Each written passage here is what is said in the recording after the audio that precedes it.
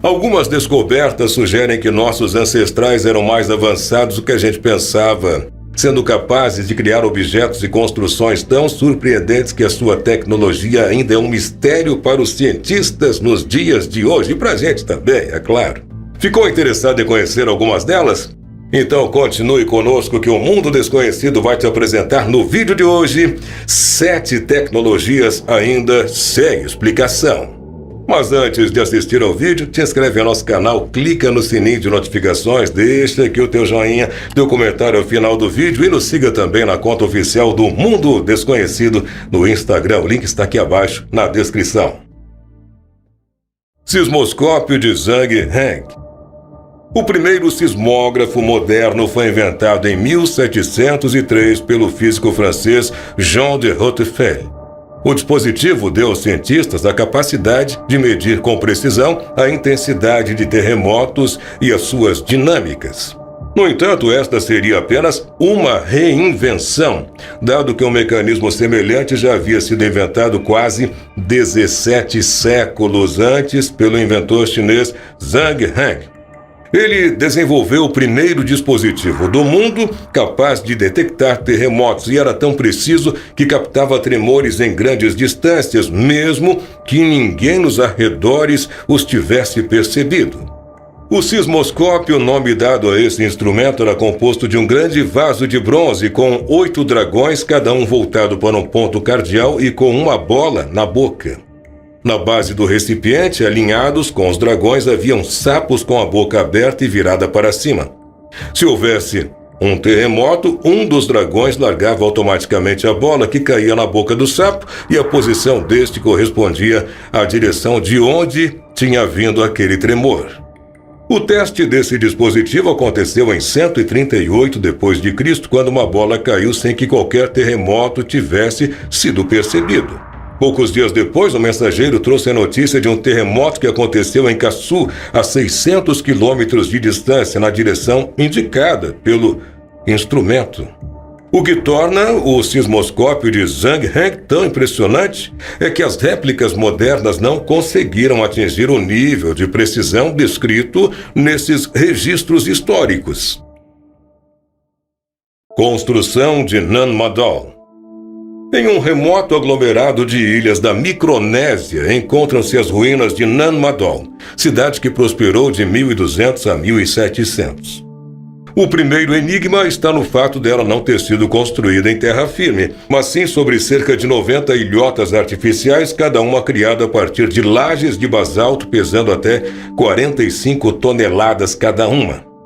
E é aí que se encontra o maior enigma. Este peso incrível teria esmagado qualquer sistema de rolamento com toras de madeira, e a própria ideia de mover pedras tão pesadas usando cordas, roletes e balsas seria absurda, não é?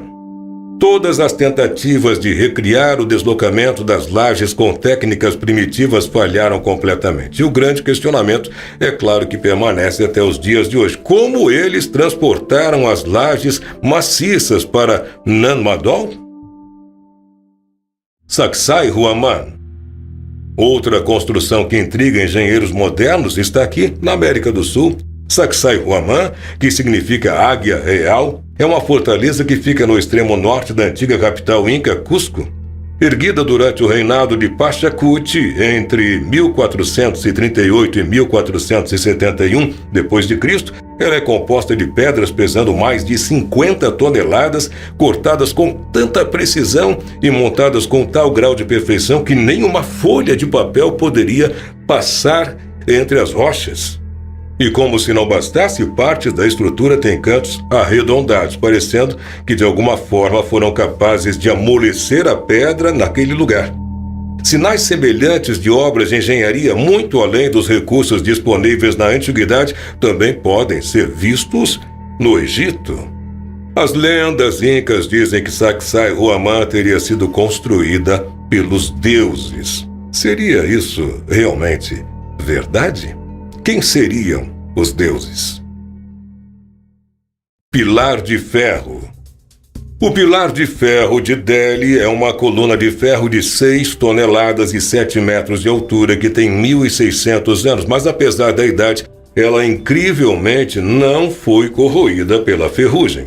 Alguns cientistas acreditam que o clima ameno e árido de Delhi é o motivo pelo qual o pilar se recusa a enferrujar. Outra hipótese é que a liga metálica que os antigos engenheiros conseguiram criar seja responsável por manter o estado primitivo dessa peça. Esta liga contém 98% de ferro e níveis substanciais de fósforo, sendo desprovida de enxofre e manganês.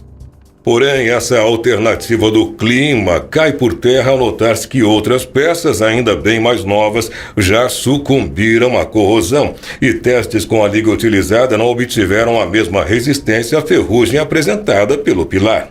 O complexo da mesquita Quahul foi construído em 1192 em torno do pilar de Delhi. Há muito a construção tornou-se ruínas, mas o pilar continua ali, intacto. Há uma pequena quantidade de ferrugem começando a aparecer no monumento, mas isto não torna sua condição menos misteriosa, uma vez que ele nem deveria mais existir, não concorda? Como ele tem aguentado por tantos séculos, ninguém ainda conseguiu responder a esta pergunta. Taça de Licurgo. Na década de 1950, o Museu Britânico de Londres adquiriu um cálice romano de 1.600 anos, conhecido como Taça de Licurgo. E logo perceberam um fato curioso: o vidro apresenta uma coloração verde jade ao ser iluminado. Porém, se a luz vier do lado oposto, tornava-se um profundo vermelho sangue. Na década de 1990, pesquisadores que estudavam fragmentos quebrados da taça descobriram algo mais incrível ainda, pois os testes revelaram que a resposta estava em um antigo uso da nanotecnologia.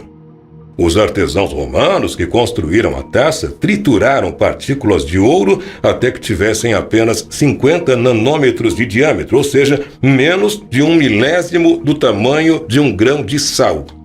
O conceito da nanotecnologia começou a ser discutido em 1959 pelo físico Richard Feynman, mas foi somente na década de 80, com o desenvolvimento de microscópios especiais, que pôde ter avanços significativos em suas aplicações. Como então, na época em que a taça foi feita, os romanos conseguiram dominar esta técnica? Espada de Goujian. Existem muitas espadas que se tornaram famosas ao longo da história, mas poucas são tão espetaculares quanto a espada de Goujian. Esta antiga adaga chinesa tem mais de 2.500 anos e continua impecável, desafiando miticamente os testes do tempo.